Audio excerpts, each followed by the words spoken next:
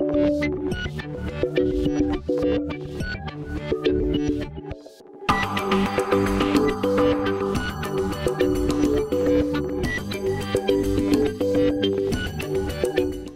a dar inicio a nuestro foro COVID-19, en donde analizaremos aspectos muy importantes de la propiedad intelectual, iniciando con TEMEC. Como saben ustedes, también en estos últimos días, a partir del domingo pasado en México, se discutieron leyes muy trascendentes sobre todo propiedad industrial y derechos de autor y derecho penal. Vamos a darle la palabra a nuestra coordinadora de la mesa, a la doctora Ana Alba Betancourt. Buenas tardes a todos. Muchas gracias a los organizadores, el doctor Becerra Ramírez y el doctor Pérez Miranda, y bienvenidos a el primer ponente de talla internacional, el doctor Carlos Correa. Muchas gracias por acompañarnos en este foro con el tema de la propiedad intelectual y los productos farmacéuticos. Dando una breve semblanza del doctor Correa, él va a dar su exposición, que va a ser aproximadamente de media hora, y posteriormente los doctores Becerra y Pérez Miranda darán un pequeño comentario al respecto de su ponencia. El doctor Carlos Correa es director del Centro de Estudios Interdisciplinarios sobre Propiedad Industrial y Economía en la Universidad de Buenos Aires. También es asesor especial en Comercio y Propiedad Intelectual en el Centro Sur, y ha sido profesor visitante en programas de posgrado en varias universidades, así como también consultor de varias organizaciones como el Banco Mundial, la Organización Mundial de la Salud y el Programa de las Naciones Unidas para el Desarrollo. Bienvenido nuevamente, doctor Carlos Correa. Tienen la palabra. Bueno, muchas gracias. Buenas tardes, buenas noches a todos. Un gran gusto compartir esta sesión con amigos y colegas de México, de otros países. Muchas gracias por la invitación. Solo para mencionar que actualmente soy director ejecutivo del Centro Sur, South Center, su expresión en inglés, organización intergubernamental que está en Ginebra. He tenido el gusto de ser director del centro interdisciplinario que mencionaba por muchos años. Voy a comenzar haciendo una introducción al tema de propiedad intelectual y medicamentos. Esencialmente, el primer punto que quiero tratar tiene que ver con la relación entre propiedad intelectual y salud pública o acceso a medicamentos. Luego haré una breve referencia al marco internacional, en particular al que se deriva del acuerdo de los ATPIC. Entonces haré una breve descripción del escenario internacional. En tercer lugar, voy a hacer referencia específica al modelo de investigación y desarrollo que actualmente predomina, basado en derecho de patentes. Y finalmente haré algunos comentarios sobre el COVID-19 y qué transformaciones esta emergencia sanitaria y económica internacional puede traer en materia de investigación y desarrollo y acceso a medicamentos. Entonces, como probablemente aquí hay en este seminario hay muchos expertos, pero algunos que se están introduciendo en la materia, permítanme hacer primeramente una breve referencia sobre esta relación complicada entre la propiedad intelectual y la salud pública. Y es complicada porque uno de los elementos caracterizantes de la propiedad intelectual es que otorgan derechos exclusivos, lo que podríamos llamar un monopolio legal. Quiere decir que, por ejemplo, cuando se desarrolla un nuevo producto farmacéutico y este producto es patentado, esto significa que el titular de la patente puede ejercer un derecho de monopolio durante 20 años desde la solicitud de la patente, en algunos casos, como mencionaremos, incluso más de 20 años, y excluir la competencia. Naturalmente, la exclusión de la competencia permite al titular de la patente, monopolista legal, el cargar los precios que el mercado soporta, en particular en el campo de los medicamentos. Como saben los economistas, nos encontramos con una demanda inelástica y esto permite cargar precios muy elevados, elevadísimos. Un ejemplo reciente de este uso es el caso de un de un tratamiento para una deficiencia muscular que se presenta en los recién nacidos, cuya única dosis, una sola dosis, cuesta 2,1 millones de dólares. Otro ejemplo bien conocido es el caso del Sofosbuvir, que es un tratamiento para la hepatitis C, que en los Estados Unidos, por ejemplo, otros países con patentes, cuesta $84.000 el tratamiento, es decir, a un costo de aproximadamente $1.000 por pastilla. Esto es lo que permite el monopolio legal. Entonces, frente a esto, hay otra dimensión del derecho, que es el derecho a la salud, y el derecho a la salud incluye el acceso a medicamentos. Entonces, la pregunta esencial, es unos temas que vamos a tratar aquí en este seminario, es cómo se pueden reconciliar estas dos órbitas jurídicas que coexisten en los países, en parte como consecuencia de la observancia del derecho internacional, en que por un lado las innovaciones farmacéuticas están sujetas a este monopolio legal que lleva a precios elevadísimos, en algunos casos exorbitantes, y que por lo tanto pueden, como en la práctica sucede, impedir el acceso al tratamiento médico en cuestión. Lo mismo puede pasar con las vacunas que eventualmente se desarrollen para el COVID-19. Entonces, ¿cómo se reconcilia esta órbita jurídica con el derecho a la salud que requiere esencialmente el acceso a medicamentos? Es decir, que la población, todos, en el mismo momento, independientemente de su nivel de recursos económicos, puedan acceder a los tratamientos médicos que necesitan. Pasamos a la siguiente slide. Entonces, la propiedad intelectual muchas veces es vista como una herramienta para el enriquecimiento de sus titulares. Si bien no tenemos mucho tiempo para abordar esta temática de cuál es la justificación económica o filosófica de la propiedad intelectual, lo que es importante notar de una manera muy breve es que la propiedad intelectual no es un fin en sí mismo. La propiedad intelectual es un instrumento que las sociedades ponen en marcha. En el momento actual, los países miembros de la Organización Mundial de Comercio tienen bastantes limitaciones para definir los contornos de la propiedad intelectual, porque hay obligaciones internacionales. También en el caso de México están las obligaciones que emanan del Acuerdo de Libre Comercio con Canadá y los Estados Unidos y otros acuerdos de libre comercio en que México ha sido parte.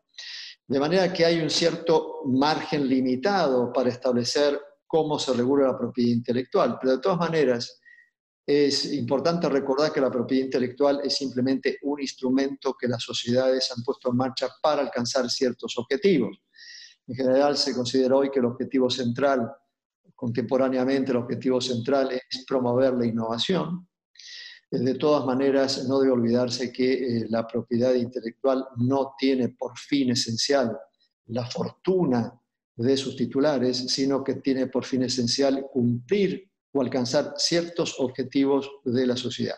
En este sentido es interesante, ustedes ven en pantalla una decisión de la Corte Suprema de los Estados Unidos, en donde ha prevalecido siempre esta concepción instrumental del derecho de propiedad intelectual, en donde la Corte Suprema dijo que el propósito primario de esta ley, se está refiriendo a la ley de patentes, no es crear fortunas privadas, pero promover el progreso de la ciencia y de las artes útiles. Es decir, el objetivo de la propiedad intelectual tiene que ver con el beneficio de la sociedad y no el beneficio del particular que detenta esos derechos. Siguiente, por favor. Entonces, la propiedad intelectual no es en sí mismo un fin, sino un instrumento. Lamentablemente, muchas de las narrativas que escuchamos actualmente parecería lo contrario, que la propiedad intelectual es el principio, es la base. Lo que es el principio es el dominio público. El conocimiento es, por su naturaleza, un bien no rival, un bien público, y la propiedad intelectual, en particular las patentes, son una excepción a esta característica del conocimiento como un bien que todos pueden y deberían compartir. Pero la tesis más popular hoy, sobre todo entre los economistas neoclásicos, es que la propiedad intelectual es esencial para promover la innovación y que sin ella no habría la innovación que la sociedad necesita. Pero lo que debemos decir es que la propiedad intelectual, en particular las patentes, no garantizan la innovación. La medida en que esta sucede depende de muchos factores contextuales. Un sistema de patentes no tiene el mismo efecto en un país de una economía sofisticada, diversificada, como los Estados Unidos o Alemania, o en un país de una base agrícola o minera. Indudablemente no se puede esperar que las patentes en particular tengan un efecto mágico, que simplemente por su reconocimiento brote la innovación. Esto no sucede. Tampoco hay una relación entre propiedad intelectual y crecimiento económico. Por cierto, es muy interesante para aquellos economistas que siguen este seminario, seguramente han leído literatura sobre esto, es muy interesante que la mayor parte de los economistas, en particular de los Estados Unidos, son extremadamente escépticos respecto del papel que tiene la propiedad intelectual como mecanismo promotor de la innovación. Para citar solamente un nombre, Joseph Stiglitz, el premio Nobel de Economía, o Becker, otro premio Nobel de Economía, que son muy escépticos respecto del papel que tiene la propiedad intelectual, a tal punto que dos académicos estadounidenses que estudiaron la relación entre la innovación y las patentes en los últimos 60 años han llegado a la conclusión, que para muchos parecerá extremista, de que debería abolirse el sistema de patentes, porque habría más innovación en la ausencia de este sistema que monopoliza las innovaciones y que impide, por lo tanto, la mejora de las innovaciones que se realizan en relación con la situación actual. Entonces, es importante tener en cuenta que el sistema de propiedad intelectual, y en particular las patentes, no son una panacea, no son una herramienta mágica que promueva la innovación, sino que son un instrumento que tendrá efectos diversos dependiendo del contexto en el que se aplique. Y un ejemplo de esto, el próximo slide, por favor, es el caso de México. El caso de México, si no recuerdo mal, la ley de fomento de la propiedad industrial que modificó sustancialmente el régimen de patentes en México fue adoptada en 1991. Ahora bien, ¿qué impacto ha tenido el régimen de fomento de la propiedad industrial en México en términos de patentes? En este slide ustedes pueden ver numéricamente las patentes concedidas a no residentes y a residentes en el caso de México, según las estadísticas de la Organización Mundial de la Propiedad Intelectual. Y como ustedes pueden ver, el número de patentes de los residentes apenas rozan el 5% del total de patentes de residentes. No me estoy refiriendo solo al campo farmacéutico, sino a todos los campos tecnológicos, lo que parecería ser una evidencia bastante contundente respecto de que el sistema de patentes no ha sido capaz, en el caso de México y otros países que están en situación similar, de promover una innovación significativa, pese a aquellos que han pregonado el fortalecimiento del sistema de patentes como una herramienta para alcanzar tal sistema de innovación más poderoso, más fuerte. El siguiente slide, por favor. Entonces, por un lado tenemos la propiedad intelectual como un instrumento, como mencionaba, y por otro lado tenemos el derecho a la salud. Y es importante destacar que el derecho a la salud es uno de los derechos humanos. Aquí tienen ustedes en el slide una de las normas del Pacto Internacional de Derechos Económicos, Sociales y Culturales, que nos dice que los Estados parte en el presente pacto reconocen el derecho de toda persona al disfrute del más alto nivel posible de salud física y mental. Siguiente, el artículo 12, párrafo 1. Y entre las medidas, sigue diciendo el pacto, que deberán adoptar los Estados partes a fin de asegurar la plena efectividad de este derecho, figuras necesarias para la prevención y el tratamiento de las enfermedades epidémicas, endémicas, profesionales y de otra índole. Quiere decir que este segmento del derecho establece la necesidad de otorgar a todos los ciudadanos la posibilidad de tener el acceso a salud física y mental, y esto puede hacerse a través de diversos medios, y uno de esos medios, naturalmente, es el acceso a medicamentos. Entonces, ¿cómo se reconcilian estos dos derechos, el derecho al monopolio que otorga una patente y el derecho a la salud como derecho humano? Siguiente, por favor. Entonces, veamos qué ha sucedido en el marco internacional.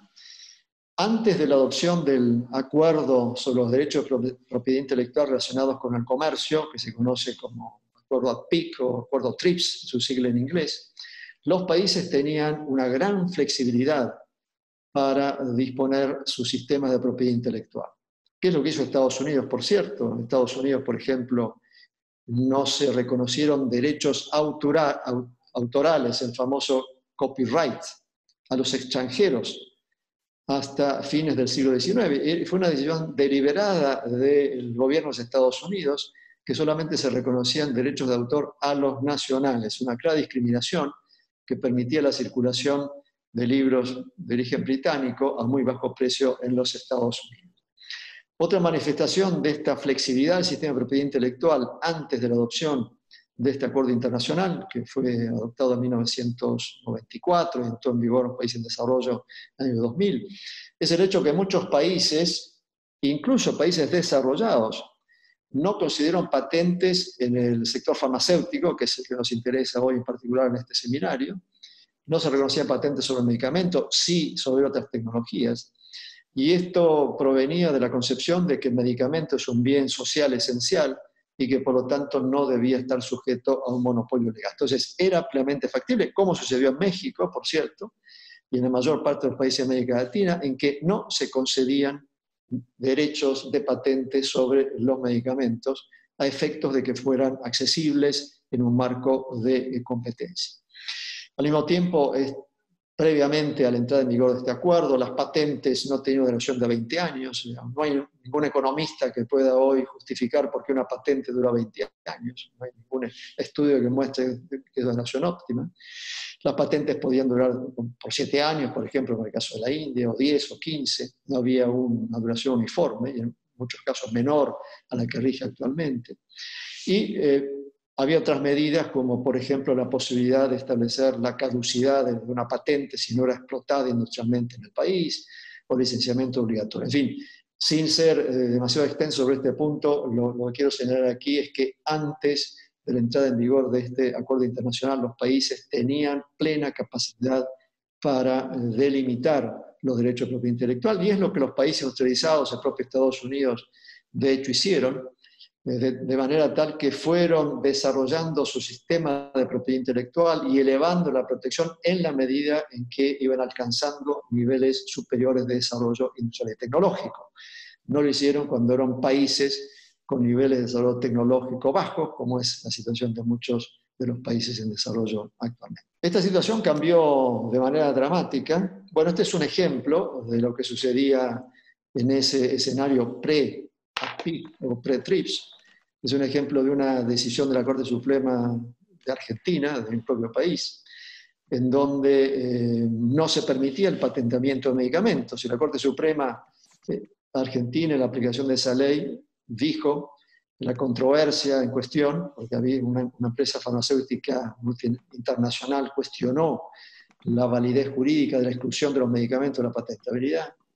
Dijo la Corte Suprema que la controversia excede el ámbito de la mera exégesis formal del artículo 4 de la Ley 111 para proyectarse en el plano del supremo interés de la salud. Fíjense, interesante, la Corte hablaba del supremo interés de la salud y señalaba que la necesidad de preservar por encima de intereses sectoriales ese altísimo interés nacional, es decir, el interés de la salud, llevó al legislador a excluir con toda amplitud de la severa protección acordada por la Ley 111 patentes las composiciones farmacéuticas. Es decir, que la no patentabilidad de los productos farmacéuticos era plenamente reconocida en los países y convalidada sobre la base de las normas constitucionales. Como venía anticipando, esto cambió drásticamente con la adopción del acuerdo ATPIC o TRIPS, la Organización Mundial de Comercio, que establece ahora una protección patentaria por 20 años desde la solicitud en todos los campos de la tecnología. Quiere decir que los países miembros de la Organización Mundial de Comercio, como es el caso de México,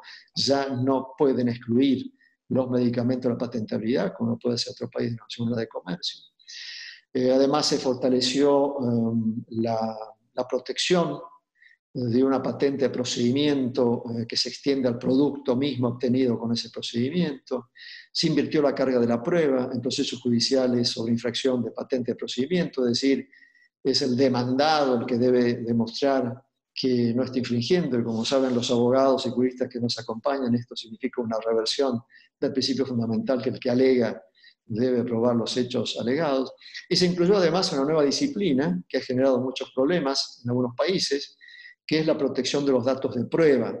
Es es decir, una nueva modalidad de protección que se incluye dentro de los parámetros de la propiedad intelectual, de los resultados de los ensayos clínicos de un medicamento, de una vacuna, que no constituye en sí mismo innovación, sino una colección de datos sobre los efectos de un medicamento, pero que después del acuerdo SADPIC y sobre la base de los acuerdos de libre comercio, que referiré enseguida, ahora tienen un tratamiento legal especial.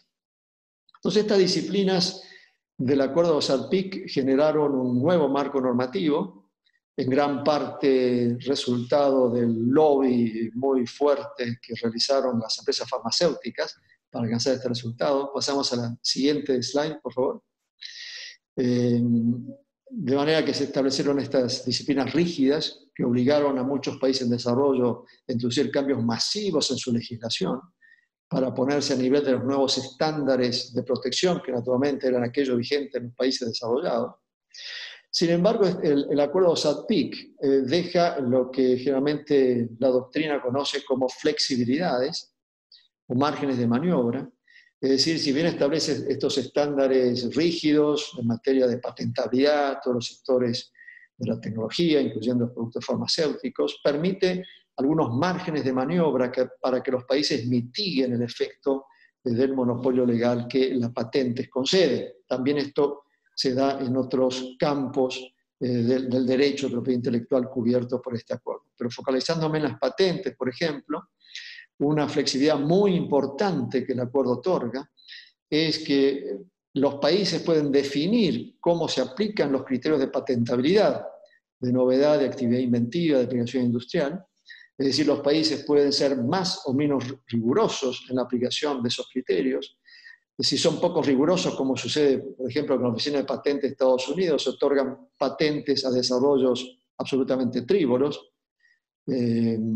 desarrollos menores, se otorgan miles de patentes sobre desarrollos que realmente no pueden considerarse inventivos. Si se aplican criterios más rigurosos, como pasa en algunos países, como puede ser en Argentina, puede ser en Egipto, otros países en desarrollo, se otorgan patentes cuando realmente hay una contribución tecnológica significativa. Entonces, es una enorme flexibilidad que otorga el acuerdo ADPIC.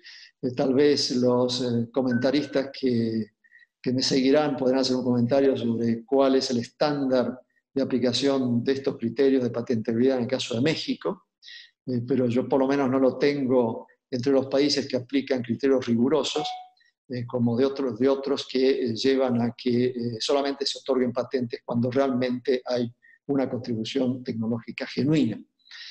Otra importante flexibilidad tiene que ver con excepciones a la patentabilidad, que por ejemplo en el caso de los tratamientos de diagnóstico médicos, el acuerdo de los ADPIC-TRIPS permite de manera específica que no se otorguen patentes para los métodos de tratamiento médico o diagnóstico.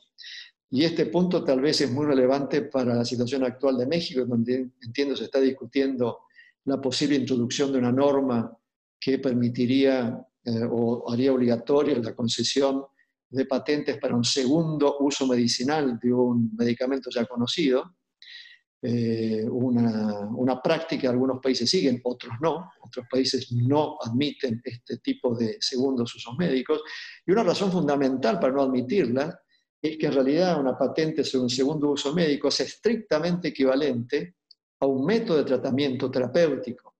Una patente para un segundo uso de un medicamento ya conocido simplemente le dice al médico que un medicamento ya existía, se puede aplicar para otra enfermedad. Digamos, no tiene aplicación industrial, además no se refiere a un producto novedoso, de manera que como se está discutiendo aparentemente ahora, se aplicaran estas patentes de segundo uso médico, se estaría desconociendo el principio de que un método de tratamiento terapéutico no tiene aplicación industrial, que es un principio fundamental de la mayoría de las legislaciones, incluyendo, por cierto, la legislación de México. Entonces, esta es una flexibilidad importante. Otra tiene que ver con licencias obligatorias. Luego habrá una intervención que seguramente será muy, muy importante, entiendo, de Fabiana Jorge sobre licencias obligatorias y uso gubernamental, una flexibilidad muy importante que varios países han utilizado. Curiosamente, el país que más ha hecho uso de esta flexibilidad, aunque no lo parezca, en los Estados Unidos, donde incluso los tribunales otorgan licencias obligatorias, y esto permite entonces el uso por un tercero a un 5 centímetros de la patente de una invención patentada con un fin público, que puede ser, por ejemplo, cuando un medicamento se expende a un precio exorbitante y la competencia de un licenciatario obligatorio puede hacer accesible el medicamento en cuestión. Importaciones paralelas es otro caso de flexibilidades.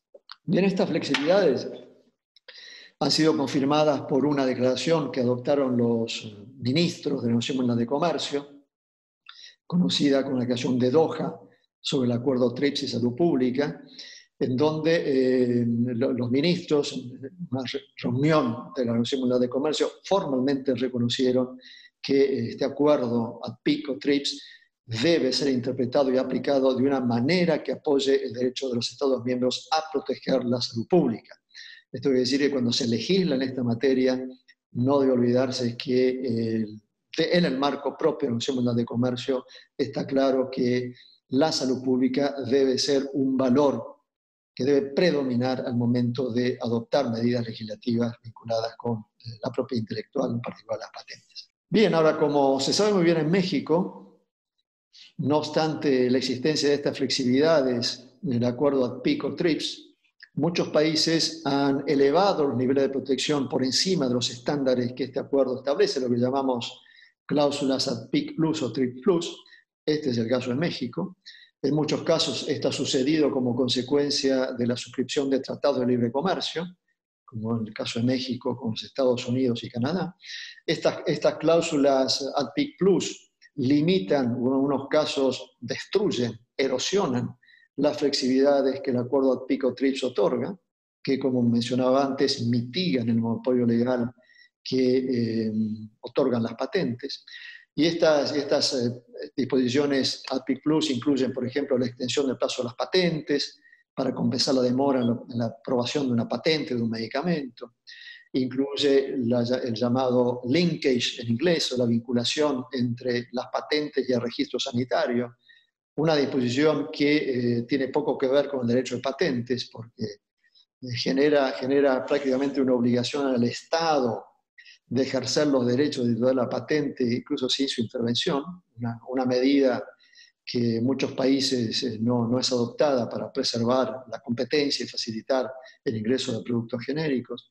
Y en muchos países, como ocurre en el caso de México, si bien el acuerdo ATPIC no exige exclusividad sobre los datos de prueba que mencionaba antes, es decir, los datos resultantes de estudios clínicos, en estas legislaciones ATPIC Plus se exige una cierta exclusividad para quien desarrolle los datos, lo que no hace sino demorar el ingreso de productos genéricos al mercado, de manera tal que se perjudica al consumidor, se perjudica también a los estados y a los sistemas de salud que comparten, en algunos casos se hacen cargo de los gastos de los medicamentos, sin ningún beneficio, por cierto, desde el punto de vista de la innovación o de la inversión para los países, en particular los países en desarrollo que aplican estas disposiciones de derechos exclusivos. Este acuerdo internacional y el sistema de propiedad industrial, el sistema de propiedad intelectual que se crea bajo ese sistema internacional que vengo describiendo,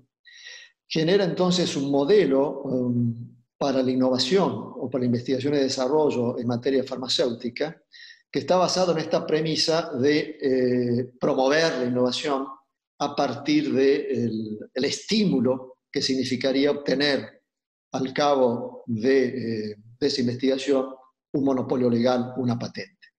Entonces, actualmente, en materia de desarrollo farmacéutico, incluyendo medicamentos y vacunas, estamos dominados por este modelo de innovación en donde la patente es el eje, el centro del estímulo que se confiere. Más bien, este modelo tiene déficits muy importantes. Y con esto termino y lo vinculo con el tema de particular interés para este seminario, el COVID-19. Unos déficits es que quienes fijan las prioridades en materia de investigación y desarrollo e innovación son las empresas, sobre todo las empresas llamadas multinacionales, que fijan esas prioridades sobre la base de sus expectativas de rendimiento económico. Y esto hace que prioridades estrictamente de salud pública muchas veces no sean objeto de investigación. Es muy conocido, por ejemplo, que en materia de vacunas hay una inversión subóptima en investigación y desarrollo. Se invierte mucho menos en investigación que es necesario porque las vacunas previenen la enfermedad, no la cronifican como otros medicamentos y por lo tanto tienen menor interés desde el punto de vista económico. Lo mismo sucede con los antibióticos, como seguramente muchos de ustedes saben, hay una inversión subóptima también en el desarrollo de nuevos antibióticos, en lo que es particularmente grave frente a la situación de resistencia antimicrobiana que la humanidad está padeciendo. Otro caso es de las enfermedades que prevalecen en los países en desarrollo, como puede ser la tuberculosis, la malaria, o para la región latinoamericana Chagas, en donde las empresas que están guiadas por incentivo a las patentes hacen inversiones prácticamente insignificantes en investigación, y naturalmente es un área en donde no se obtienen resultados, no se han obtenido resultados importantes en las últimas décadas.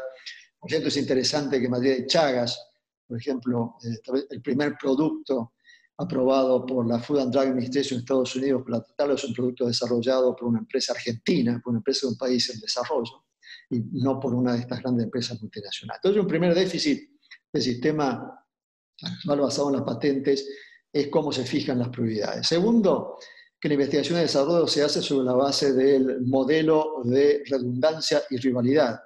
Las empresas están investigando en aquellas áreas en donde hay una expectativa importante de rentabilidad y por lo tanto hay redundancia en la investigación, se duplica o se multiplica la investigación en ciertos sectores que son atractivos económicamente.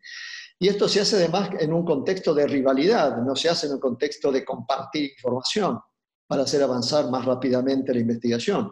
Se hace en un contexto de rivales, de manera tal de proteger la información en secreto, llegar primeramente a la patente para monopolizar el mercado. Un modelo completamente distinto al que podría promover un resultado mucho más rápido de las investigaciones y a veces mucho más efectivo. En tercer lugar, el modelo actual de investigación y desarrollo basado en patentes se basa en una enorme opacidad en cuanto a los costos. Nadie sabe cuánto cuesta efectivamente desarrollar una nueva droga en términos de investigación y desarrollo. Las empresas, sobre la base de estimaciones tremendamente dudosas en cuanto a su fiabilidad, hablan de un costo de investigación y desarrollo por cada nueva molécula de $2.000 millones o más, pero ninguna evidencia empírica que demuestre esto. Por cierto, los pocos estudios disponibles demuestran que los costos son mucho menores a los que se sostienen, pero esto es un sistema basado en la opacidad. En cuanto a los costos, si bien el argumento general es que, dado los altos costos de investigación y desarrollo, los precios de los medicamentos deben ser consecuentemente muy elevados, como sucede con los medicamentos que mencioné antes, o por ejemplo los medicamentos contra el cáncer, que en muchos países tienen precios absolutamente inalcanzables para quienes los necesitan. Entonces, esta opacidad lleva a una situación de altos precios, en donde el derecho a la salud que mencionaba antes no puede ser realizado porque los pacientes, especialmente los países en desarrollo, no tienen dinero de sus bolsillos para pagarlos y los estados tampoco pueden hacer frente con los costos elevados que el suministro de los medicamentos implicaría. Y finalmente, este tal vez es el punto principal, este modelo de innovación basado en las patentes tiene un déficit central, fundamental. Y es que no conduce necesariamente al acceso, porque se liga con un monopolio.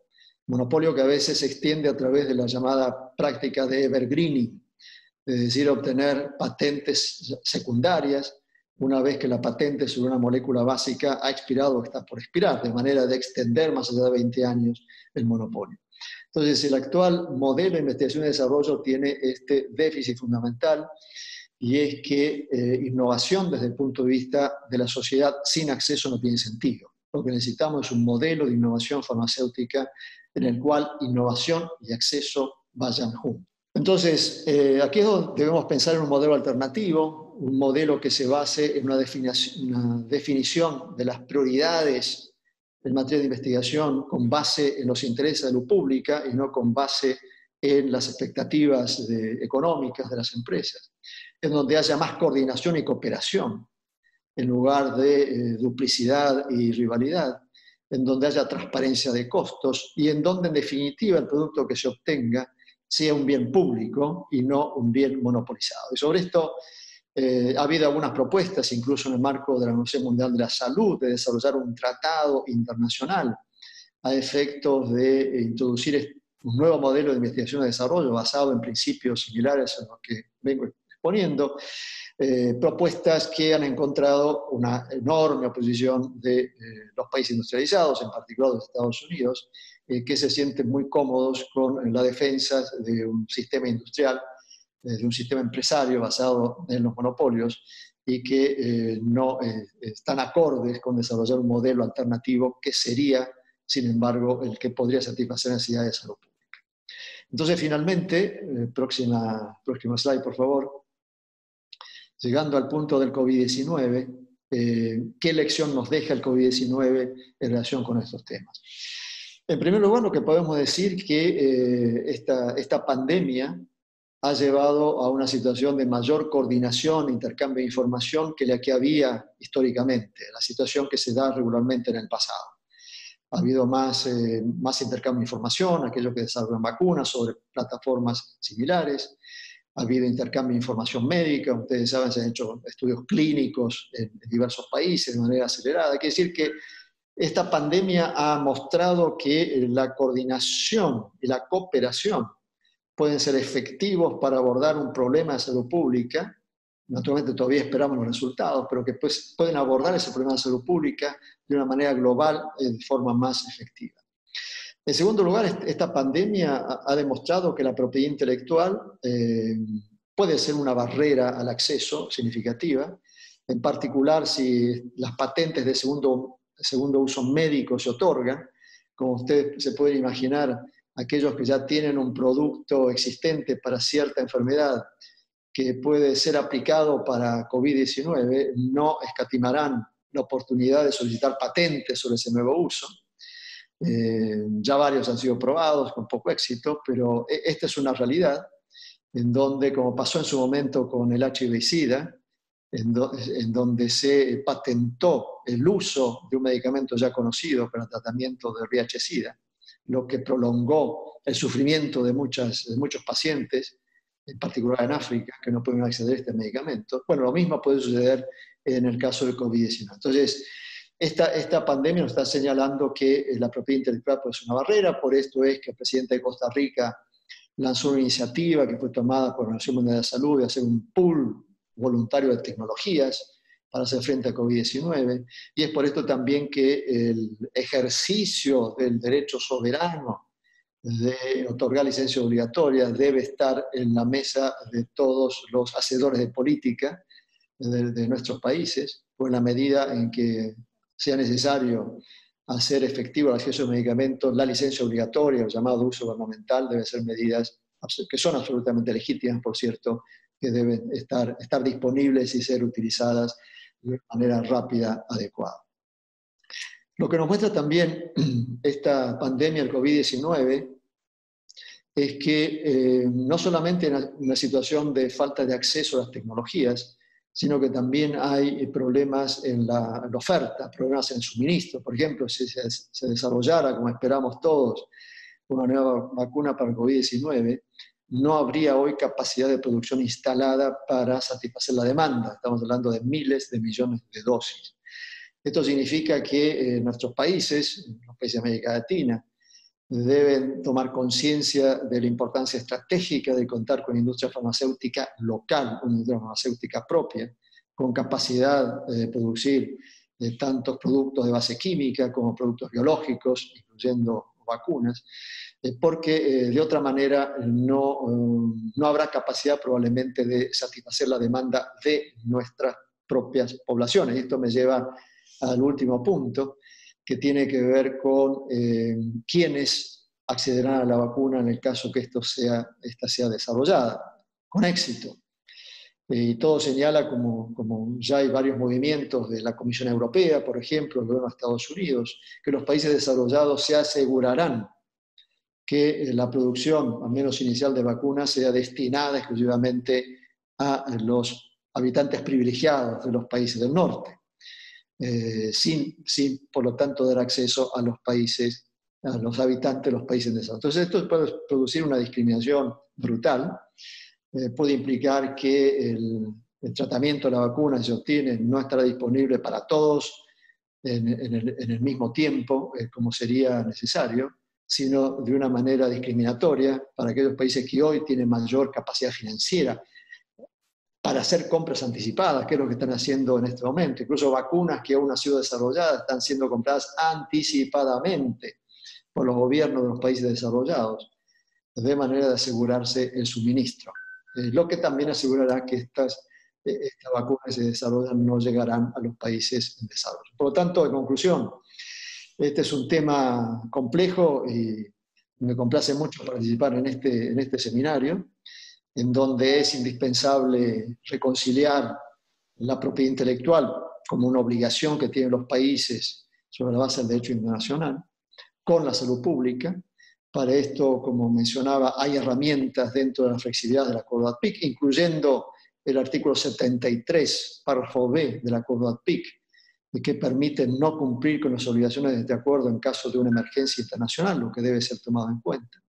Pero al mismo tiempo, esta pandemia nos debe enseñar que no solamente es necesario aplicar las herramientas con las que hoy contamos en el marco internacional de estas flexibilidades y evitar introducir nuevas rigideces, como puede ser la extensión del plazo de una patente o la concesión de patente de segundo uso, sino mantener la mayor flexibilidad posible y caminar hacia un nuevo modelo de investigación y desarrollo que se base en los intereses de la salud pública, en los medicamentos como un bien público global y no un medicamento como un bien sujeto a un monopolio.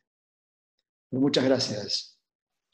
Muchas gracias, doctor Correa. Bueno, rápidamente vamos a pasar a los comentarios de los doctores Becerra y Pérez Miranda. El doctor Manuel Becerra, como ustedes saben, bueno, tiene un doctorado en Derecho Internacional por la Universidad de Moscú, es investigador emérito del SNI, profesor de Derecho Internacional Público y profesor especializado en propiedad intelectual también en la Facultad de Derecho. Es también el director del Anuario Mexicano de Derecho Internacional. El doctor Pérez Miranda cursó doctorado y postdoctorado en Derecho Internacional, es coordinador actualmente de la Maestría de Derecho Económico de la UAM Azcapotzalco, con publicaciones acerca de Derecho de Propiedad Industrial, exigibilidad del derecho de acceso a la salud y licencias obligatorias. Cada uno tiene aproximadamente 10 minutos para hacer sus comentarios y después regresamos con usted, doctor Correa. Adelante. Sí, muy buenas tardes. Bueno, es un gran gusto hacer comentarios a la exposición, me parece muy clara, del doctor Correa, y voy a tocar varios puntos que él mencionó, sobre todo para llevarlo a la cuestión nacional, pero me parece que es muy importante. El doctor Correa mencionó en principio, así rápidamente, cuál fue la evolución del patentamiento de los productos farmacéuticos desde su no protección, la posición de diferentes países e inclusive de los Estados Unidos en ese sentido, es decir, no protección de los productos farmacéuticos en virtud de que es parte de los derechos humanos, es un elemento fundamental de la sociedad, de la salud de la población.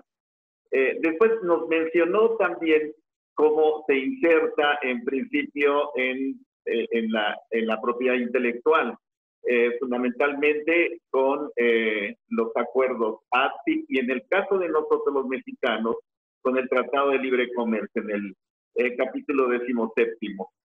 Y aquí quiero tomar la historia. ¿Qué viene después en México? En México, como sabemos, tenemos una experiencia de Tratado de Libre Comercio, ya más de 20 años, en donde precisamente se prueba la afirmación que hace el doctor Correa de que no se ha desarrollado una industria farmacéutica local. Es decir, si vemos, analizamos los tratados de libre comercio, sí, todos tienen como uno de los objetivos desarrollar la industria en términos generales en los países que protege precisamente la propiedad intelectual, cosa que no ha sucedido en México. También hay que mencionar que después de ARCIP empieza la negociación de una serie de tratados internacionales que, como menciona el doctor Correa, son denominados por la doctrina como ARCIP Plus.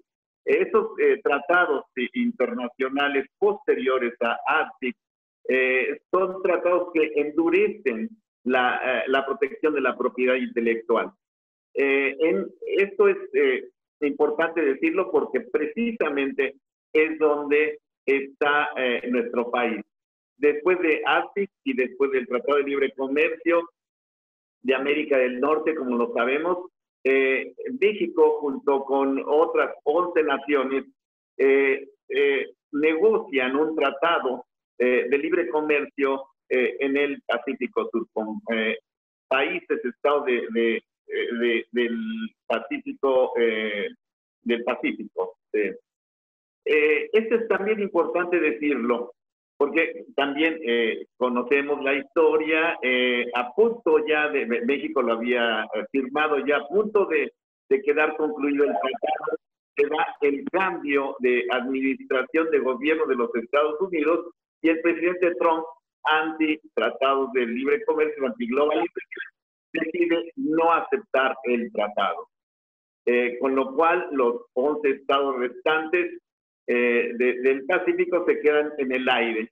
Y posteriormente deciden retomar el tratado, pero fíjense ustedes, esto es muy importante, deciden suprimir todos los aspectos de propiedad intelectual en materia de farmacéuticos que eran los más controvertidos. Es decir, como lo dijo el doctor Correa, la posibilidad de patente de segundo uso, la posibilidad de extensión de las patentes que también se habían negociado en el TPP y otros aspectos que le daban el cariz al tratado TPP de un tratado plus, es decir, insisto, con mayor rigor en la protección. Entonces, insisto, se dejan en el aire, se dejan pendientes. Y se dejan pendientes, no se abrogan, no se sacan del tratado. Porque, según las noticias políticas, tienen la esperanza de que regrese los Estados Unidos. Y esta posición de dejar fuera esos aspectos de las patentes simplemente nos puede dar como idea de que eran elementos o eran aspectos de negociación que estaba poniendo fundamentalmente Estados Unidos, no ni siquiera Japón, Canadá u otro país de los negociadores del tratado TPP. Entonces, quedamos en que eso se queda en suspenso. Posteriormente, como saben ustedes, viene la negociación del TEMEC. En el TEMEC no era muy, no había que ser adivino para pensar que los elementos que se habían negociado de propiedad intelectual del TPP se pasaron también en la negociación de este acuerdo de carácter trilateral. Y así se hizo. En su aspecto plus, es decir, incluyendo el patentamiento de dobles usos, incluyendo la extensión del plazo de las patentes y otros elementos más. Bien, la historia es bastante interesante porque en un fenómeno, para nosotros, para los académicos que vemos cómo se negocia un tratado internacional, de repente, cuando se había firmado ya el tratado internacional, recuerden ustedes, esto se hizo en Buenos Aires, en la última reunión del presidente, Enrique Peña Nieto. Su último acto prácticamente fue la firma del tratado TEMEC. Pero les digo, como un fenómeno interesante, de repente, en el momento de la aprobación del TMEC en el Congreso estadounidense, el Congreso decide hacer una renegociación del tratado. Le digo que eso es un fenómeno en derecho internacional. Y cuando ya estaba firmado el tratado por los tres países, cuando ya había pasado inclusive en México por el Senado y se había aprobado, de repente se abre el tratado y se acepta un protocolo. En ese protocolo es bien interesante porque se modifican nuevamente las disposiciones en materia farmacéutica. Y tomo solamente una cuestión importante, la cuestión de el patentamiento de segundos usos. En el protocolo de modificación se dice que los segundos usos no se van a aceptar. ¿Esto por qué? Esto precisamente porque crea un impacto a la economía de la población de los Estados Unidos. Esto es bastante interesante porque son los mismos Estados Unidos los que lo estaban promoviendo, pero eso significa que la promoción de la mayor protección de las patentes no era del gobierno de los Estados Unidos, sino de las industrias farmacéuticas. Y en este caso, el Congreso decide proteger a su población.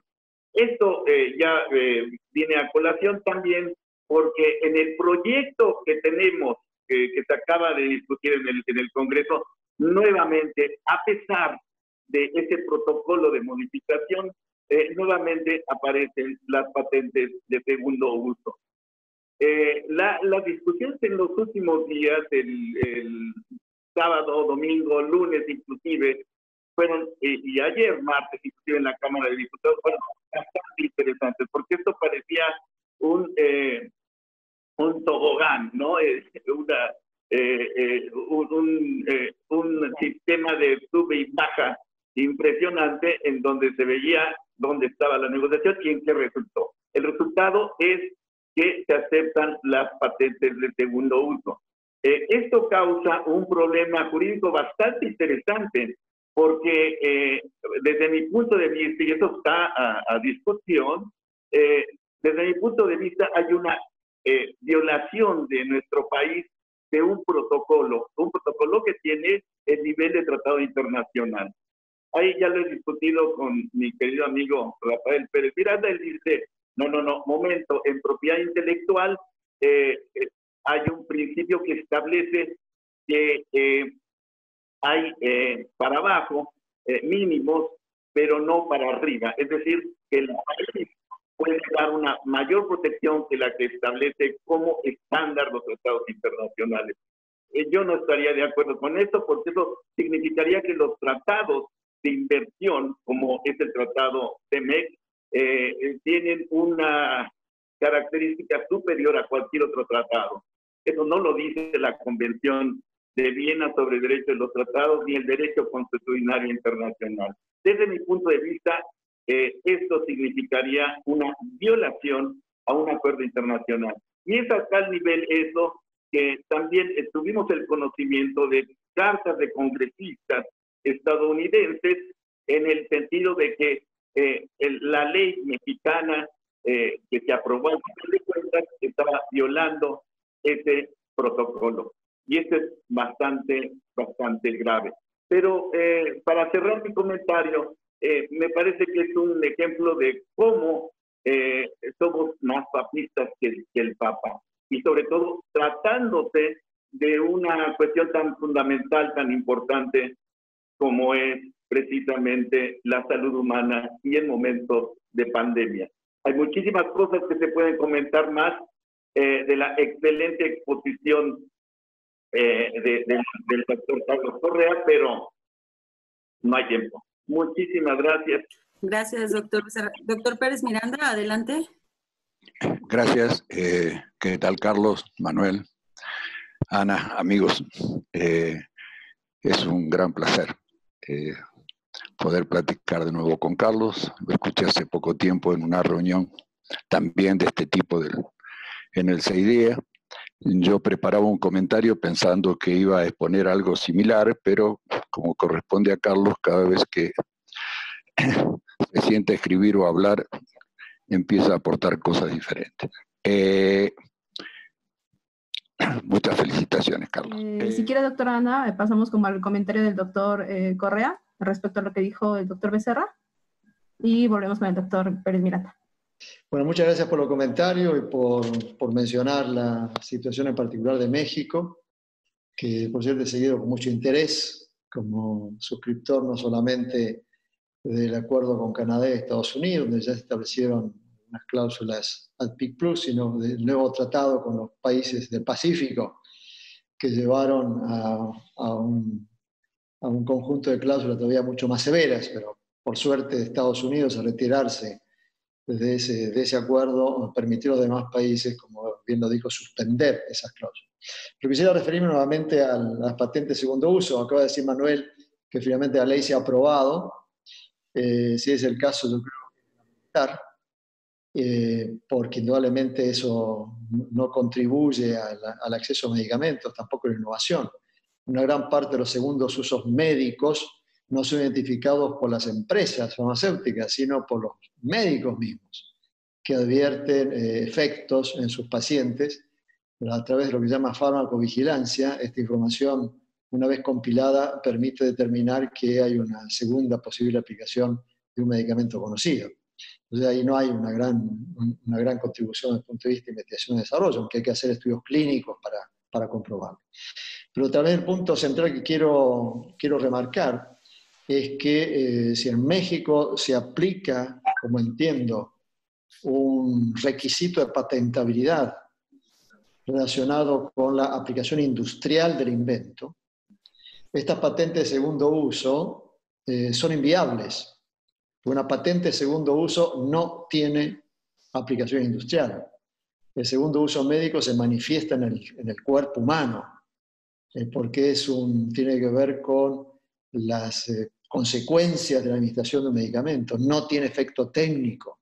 No tal que me parecería muy contradictorio que esto se admita, y tal vez habría margen para un cuestionamiento respecto de la legitimidad de introducir segundos usos médicos cuando un requisito esencial para la invención es el de la aplicación industrial. Sería una derogación expresa de ese principio. En todo caso, ha sido un gusto para mí participar en este seminario y desde el South Center, que es una institución convencionada País en Desarrollo, que sigue muy de cerca los temas de propiedad intelectual y actualmente los temas de COVID-19. Estamos siempre a disposición para colaborar en lo que podamos en esclarecer estos temas de tanta importancia para la salud pública y para que la gente pueda acceder, sobre todo en el caso del COVID-19, a los tratamientos o la prevención que necesite. Muy breve, Carlos. En parte la negociación de la ley desde su inicio tiene muchos visos de corrupción, es decir, de trampas, de vueltas, es decir, es una ley que comienza diseñada por los laboratorios y luego tiene varias resistencias que hacen que se tenga que cambiar, pero muy en el último tramo. Y eso empeoró la ley. Por ejemplo, en el caso de los segundos usos, figuraba expresamente la autorización del segundo uso.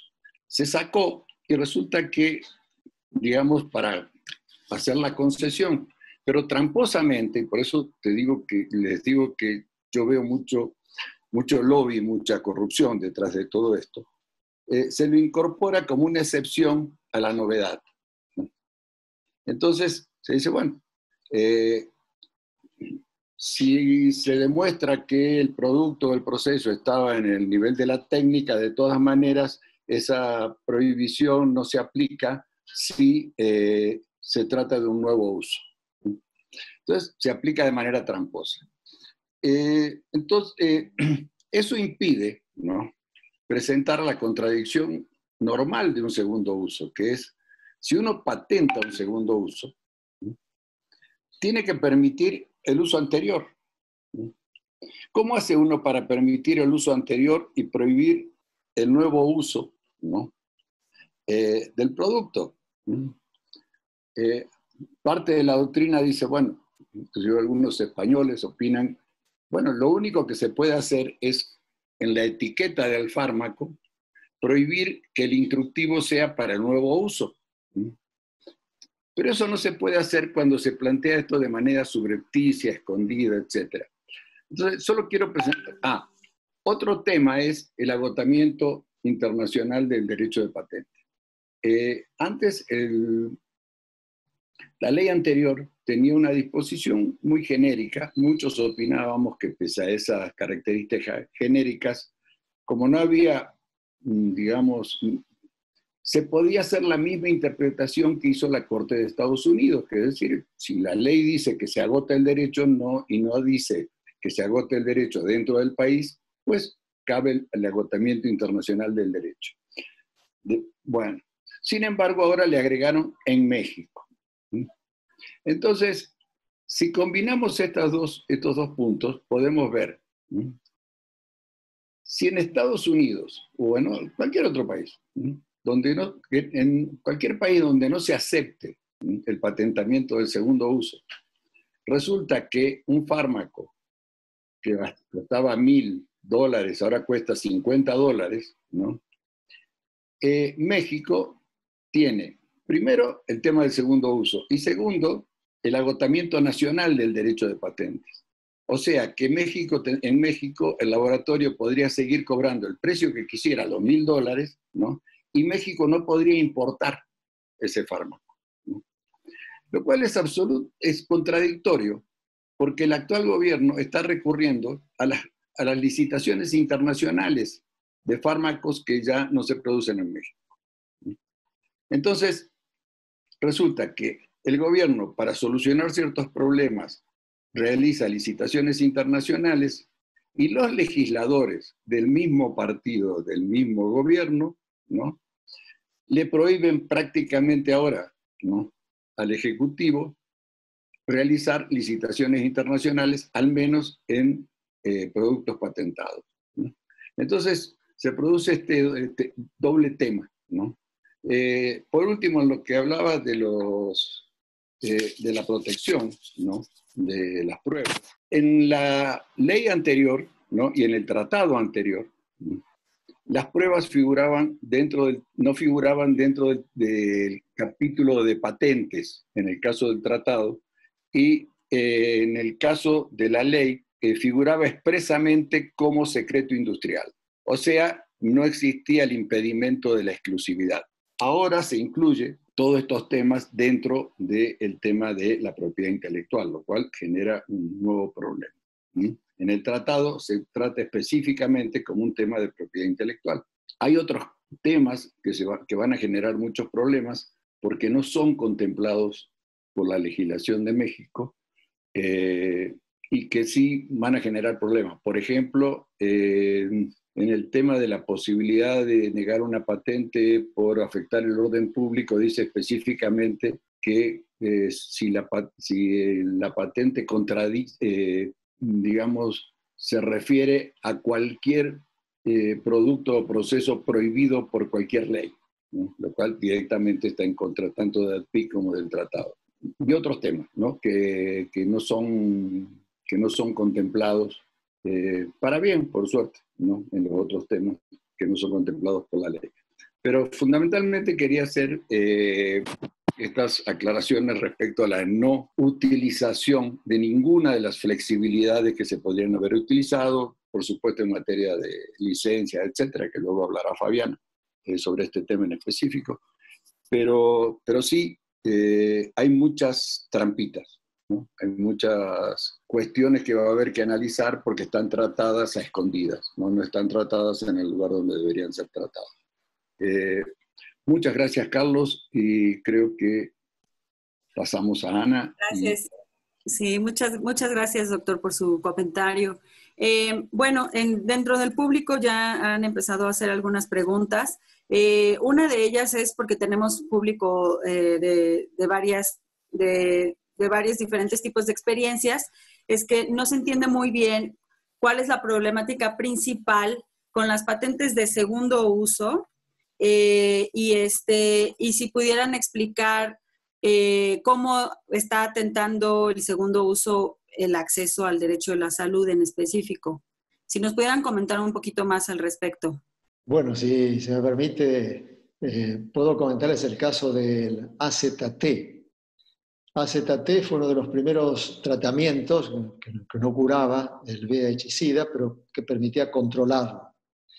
El AZT había sido desarrollado en una institución pública en los Estados Unidos, otorgado una licencia a una empresa estadounidense, y en un momento había sido desarrollado para una dolencia muy distinta al VIH-Sida, pero en un momento se descubrió que podía ser utilizado para el VIH-Sida. Y la posibilidad que había en países como Sudáfrica, por ejemplo, que venían de un régimen colonial de patentes, de obtener una patente sobre el nuevo uso de este medicamento, aun cuando yo hubiera entrado en el dominio público, significó que miles o decenas de miles de pacientes que tenían VIH-Sida en África no pudo acceder a este tratamiento. Entonces, este es el efecto que tiene sobre el acceso a medicamentos. Y como bien decía Rafael, la cuestión básica es que el medicamento ya no tiene novedad porque es conocido. Entonces, no cumple con el criterio de novedad. Solamente se puede otorgar una patente sobre un segundo uso, sobre una pura ficción legal de novedad. Y esto fue reconocido por la Oficina de Patentes Europea cuando la oficina cambió su parecer respecto a la patentabilidad de estos segundos usos a través de una fórmula que se llamó la reivindicación suiza, digamos. La Oficina de Patentes Europea encontró una modalidad bastante retorcida para aceptar patentes de segundo uso, reconociendo que no había novedad. Aparte de esto, como mencionaba, estas patentes no tienen aplicación industrial porque el efecto, no hay efecto técnico, el efecto se produce en el cuerpo. Entonces, en un país como México, donde estos dos principios, novedad y aplicación industrial, se aplican, no deberían concederse. Quiere decir que estas patentes pueden tener un gran efecto. Piensen ustedes ahora en el COVID-19. Si el COVID-19 finalmente se comprueba que un medicamento existente puede ser aplicado para el tratamiento de esta pandemia, existiría la posibilidad de solicitar una nueva patente. Y si esta fuera concedida porque hay un nuevo uso que no estaba previsto originalmente, esta patente regirá por 20 años desde la solicitud, durante el cual se ejercerá el monopolio. Esto quiere decir que para un producto ya existente, la población tendrá que soportar un monopolio que se va seguramente a precios excesivos, ¿no? Por ejemplo, ya se sabe cuánto Gilead va a cargar al gobierno de Estados Unidos por Remdesivir. Y este es un ejemplo. Si una patente de ese tipo se otorgara en México, por ejemplo, el titular podría cargar, como mencionaba al principio, los precios que el mercado soporte, sobre todo en esta situación de emergencia. Acceder al tratamiento es indispensable. Entonces, el efecto de estas patentes puede ser tremendamente negativo en el acceso a medicamentos. En primer lugar, y en segundo lugar, no había ninguna razón estrictamente bajo el derecho de patentes para reconocer este tipo de títulos. Muchos países no lo hacen, por cierto. Muchos países no lo hacen. Sí, me parece muy fuerte lo que comentaba el doctor Pérez Miranda acerca de que, se discutió en el Senado que es una excepción a la novedad, cuando bien sabemos que precisamente la novedad tendría que ser uno de los requisitos para poder otorgar una patente. Bueno, pasando un poco también a otra de las preguntas del público, me voy a permitir ajustarla, porque ya nos hablaba usted del sistema de licencias obligatorias, que también va a ser el tema de la charla que sigue, y decía, bueno, ¿cuál puede ser una mejor solución entonces? ¿Qué es lo que no está logrando? ¿Por qué el sistema no ha logrado romper la tensión entre los intereses de derecho de la propiedad intelectual con los intereses del derecho a la salud? Pareciera que cada vez que se logra algo, como en el caso de las flexibilidades del ADPIC, hay una nueva estrategia de la industria para poder amarrar. ¿Usted qué nos diría, doctor Correa, con su experiencia? ¿Qué sugeriría, además de lo que ya nos comentó como focos rojos, que pudiera ayudar a solucionar esta tensión? Bueno, la pregunta ya contiene la respuesta, es totalmente correcto, digamos. Hay grandes esfuerzos por parte de la industria farmacéutica multinacional, llamado Big Pharma, para neutralizar cualquier progreso que se hace en dirección a mayores flexibilidades en acuerdos al PIC. Y con el poderoso lobby que pueden ejercer, con un millonario soporte financiero, logran introducir, como mencionaba muy bien el doctor Becerra, en acuerdos internacionales una serie de disposiciones al PIC Plus, que lo único que hacen, no promueven más innovación, porque no tiene ningún efecto neto sobre innovación. Nadie puede probar que esas disposiciones al PIC Plus generarán una molécula más. Simplemente incrementan los beneficios, la capacidad de las empresas de aplicar precios, como decía antes, en muchos casos exorbitantes. Y hay muchos ejemplos en donde el uso de estas flexibilidades ha sido combatido de una manera que podría llamar feroz por parte de la industria. Uno de los ejemplos más recientes de América Latina es el de Colombia, en donde, como muchos de ustedes saben, hubo un intento por parte del Ministerio de Salud de otorgar una licencia obligatoria respecto de un producto para la leucemia, el imatinib, patentado por una empresa suiza, y a tal punto llegó la presión por parte del sector farmacéutico que el vicepresidente de los Estados Unidos remitió una carta al gobierno de Colombia amenazando con suspender la ayuda de Estados Unidos en el llamado proceso post-paz si una licencia obligatoria fuera concedida. Entonces, esto es lo que sucede en la práctica, pero me permito agregar ahora, si todavía me da un minuto, que debemos ser más optimistas. Yo creo que el COVID-19 está mostrando la absoluta necesidad de aplicar el régimen de propiedad intelectual de una manera compatible con los intereses de la salud pública. Y la legitimidad de medidas tales como la licencia obligatoria, que se va a referir Fabiana en un momento, o el uso gubernamental, está hoy fuera de discusión. Y por cierto, como mencionaba también antes, esto es particularmente válido en los Estados Unidos, en donde miles de patentes han sido sometidas a licencia obligatoria. Esto es poco conocido. Las licencias obligatorias más recientes, por ejemplo, han sido otorgadas en Alemania o en Rusia, que tiene un sistema que no solamente se aplica en países en desarrollo. Entonces, me parece que los gobiernos tienen que tener toda la decisión, la capacidad de hacer el uso absolutamente legítimo de esta herramienta cuando sea necesario para hacer accesible a medicamentos o vacunas cuando se desarrolle. Y me parece que hoy la comunidad internacional va a mirar estos temas de una manera distinta. Digamos, yo creo que ya no va a tolerar, como hacía pasivamente en el pasado, estas presiones desmedidas de algunos países para evitar el uso de instrumentos que simplemente apuntan a mejorar el acceso a la salud pública. Claro que sí. Muchas gracias, doctor Correa. También nos hablaba, bueno, invitamos al público a que envíen sus preguntas por medio del chat, pero mientras quisiera decirle, bueno, también hablaba sobre las compras públicas anticipadas que se están llevando a cabo precisamente en este contexto del COVID, que si bien usted plantea un escenario en el que las lecciones que nos está dejando esta enfermedad es que sí hay una mayor coordinación dentro de la información, que quizás no se veía en el caso de otros productos farmacéuticos. Ahora, porque se da a lo mejor en el caso de una pandemia, sí se está dando una coordinación de información. Pero esta coordinación de información me imagino que es entre los grupos de investigación y pues como usted habla también de las compras públicas anticipadas, no es una coordinación y ayuda, digamos, entre los países. Estas compras públicas anticipadas de algunos países desarrollados tal vez no están regulados precisamente por el derecho de propiedad intelectual, sino más bien como por cuestiones de derecho de comercio internacional. ¿O qué opina usted, doctora? Aquí, ¿cuál es nuestra esperanza para evitar? Porque, bueno, en nuestro caso, nuestro presidente le pidió a la ONU, en una reunión que tuvo hace como 2 meses, que pues prácticamente le dieran un jalón de orejas a las naciones desarrolladas para que no llevaran a cabo estas actividades, pero en cambio, bueno, pueden hacer pueden echar mano de mecanismos que sí existen. ¿Qué opinión nos tiene?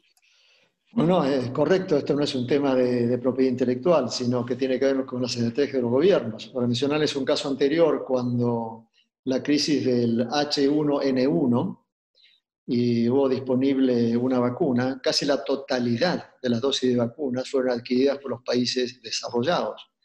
La Organización Mundial de la Salud hizo un esfuerzo para que países en desarrollo pudieran recibir la vacuna, pero logró simplemente un 10% del volumen disponible. El escenario que vemos hoy es que los países que tienen mayor capacidad financiera, como es el caso de países europeos, en el caso de Estados Unidos, están haciendo esta compra anticipada.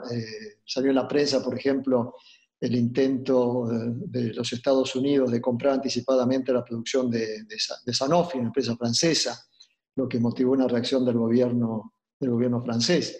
Pero esto es lo que está sucediendo, digamos, que tenemos el espectro, la posibilidad de que desarrollado una vacuna se produzca, como mencionaba antes, esta discriminación entre los ciudadanos de los países del norte y los ciudadanos de los países del sur, que hoy en día no tienen gobiernos con capacidad financiera para hacer estas compras anticipadas. Entonces, ¿cómo resolverlo? Efectivamente, conocí en su momento la resolución propuesta por México para la Asamblea General de Naciones Unidas, que no fue plenamente tomada en cuenta, aunque ha habido ya resoluciones de Naciones Unidas sobre esto. Precisamente el South Center acaba de publicar hoy un documento donde se analizan las resoluciones de Naciones Unidas, que son muy amplias en proclamaciones, pero son muy pobres en mecanismos para asegurar que haya un acceso universal para el tratamiento o la prevención. Entonces, me parece que los países en desarrollo tienen que alzar su voz, utilizar las Naciones Unidas como un foro en el cual estos temas se debaten, se hacen públicos, se interesa a la sociedad, se movilice a la sociedad para que no vuelva a repetirse el caso de H1N1 o el caso de VIH-Sida, en donde millones de personas no accedieron a un tratamiento simplemente por la limitación de la oferta para los ciudadanos de países desarrollados.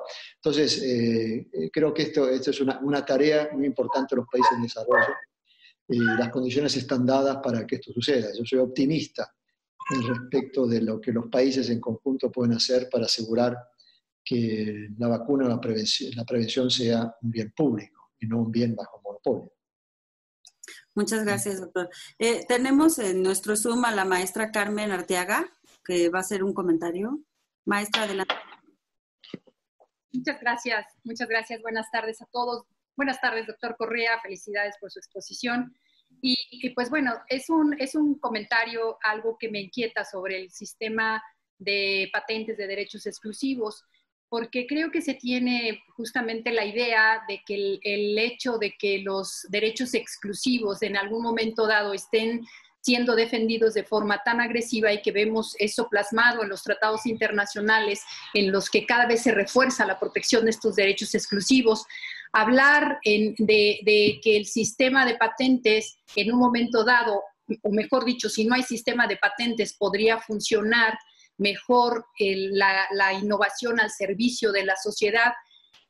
Aunque es un comentario, también me gustaría conocer, si se puede, su punto de vista. ¿Realmente no tener un sistema de patentes nos beneficiaría o no patentar los desarrollos tecnológicos que cumplieran con las características o los requisitos de patentabilidad? ¿Realmente nos beneficiaría a los ciudadanos de a pie? El no tener o el no otorgar una patente, ¿nos beneficiaría a los ciudadanos comunes y corrientes? Me gustaría conocer su punto de vista sobre eso. Muchas gracias. Bien, bueno, si se me permite a la coordinadora responder, este no es un debate de si patentes sí o no. Digamos, las patentes van a estar porque forman parte de compromisos internacionales. Yo creo que si bien se puede ser optimista respecto de cómo manejar ciertos aspectos del sistema de investigación y desarrollo, me parece que sería difícil cumplir el objetivo, la expectativa de estos dos académicos de Estados Unidos que les mencionaba que la mejor solución para promover innovación sería abolir el sistema de patentes. Pero creo que estamos lejos de eso. Entonces, el sistema de patentes va a existir. El tema es cómo mitigar sus efectos negativos, por una parte, y por otra parte, cómo desarrollar un modelo alternativo de investigación y desarrollo que responda a las necesidades, precisamente que usted menciona, del ciudadano común. El ciudadano común en México que puede padecer Chagas, por ejemplo, tuberculosis, o ciudadano común en África que padece malaria, no está siendo atendido por las estrategias de investigación y desarrollo de las empresas multinacionales basado en el sistema de patentes. Ese ciudadano a pie no forma parte de sus objetivos, porque es gente de recursos escasos, entonces la demanda no es suficiente y no hay un interés de las empresas en llevar adelante. Entonces, por eso necesitamos un modelo alternativo de investigación y desarrollo. El sistema de patentes no va a solucionar, no lo ha hecho en las últimas décadas, no va a solucionar el problema del ciudadano común, y en particular para hacer frente a estos padecimientos. Esta es la razón por la cual hace falta pensar de manera distinta, y ojalá que COVID-19 ayude a la comunidad internacional a tener un pensamiento distinto. Así es, doctor. Yo, bueno, me uno a su deseo de que esto abriera otras posibilidades para las empresas farmacéuticas. No sé si el doctor Pérez Miranda, el doctor Becerra, gustan hacer un último comentario. Si no, sí, adelante. En relación con esto, yo creo que el doctor Correa hizo claramente la mención de cómo habían llegado los farmacéuticos. Los farmacéuticos, dentro de la propiedad intelectual, digamos, entre comillas, son nuevos. Yo entiendo la gran discusión y la argumentación de las empresas farmacéuticas. Fundamentalmente es una argumentación de carácter económico. ¿Cómo van a recuperar sus enormes inversiones? Sí, pero precisamente la pandemia está probando que los aspectos de la salud van más allá de cuestiones de carácter comercial. Eso me parece muy claro. Yo creo que lo que se tiene que reflexionar y en esa dirección crear es nuevos mecanismos para invertir precisamente en desarrollos en beneficio de la salud o sistemas de recompensa a quien lo haga. Desde mi punto de vista, y siendo internacionalista, a mí me parece que la cooperación internacional es la respuesta. Yo creo que los organismos internacionales como la Organización Mundial de la Salud pueden ser los que monopolicen la capacidad económica, puesto que sería la concurrencia de todos los estados, la capacidad económica y la directriz en la creación de nuevos medicamentos, o una especie de árbitro a nivel internacional. Es decir, creo que la pandemia nos está invitando también a reflexionar. Eso no hay que perder, no hay que mantenernos en la posición de las empresas transnacionales de que es necesario mi recompensa. Cuando eso no sucedía hace precisamente 30, 40 años. Por ahí esa es mi posición. Sí, doctor. Solo comentando los últimos aspectos, recordar, ¿no?, que en sus inicios medievales, inclusive, la propiedad industrial no era tan rígida como ahora. En la parte veneta estaba exceptuado el Estado, ¿no? O sea, la exclusividad no incluía al Estado. El Estado podía utilizar, ¿no?, esa patente. El Estatuto de Jacobo I, que es fuente directa de nuestro artículo 28 constitucional, decía que se podía otorgar, que es el privilegio, si ello no generaba incrementos sustantivos, es decir, fuertes de los precios y no afectaba la economía. Y son excepciones que han sido, en vez de, bueno, y por supuesto, nada más recordar estos antecedentes que hacen que en sus orígenes las patentes no eran tan fuertes como son en este momento. Muchas gracias, doctor Correa, y creo que es hora de que pueda ir a descansar. Gracias por su participación. Le damos las gracias al doctor Correa, en especial por dedicarnos su tiempo a estas horas para usted. Y bueno, muchísimas gracias por compartir con nosotros. Bueno, no, muchas gracias, hombre, te decía, muchas gracias por la invitación, ha sido un gusto encontrar amigos, colegas. Bueno, y ahora veo que siguen con una serie de presentaciones de lujo. Hasta pronto, ¿eh? Hasta luego, que descanse.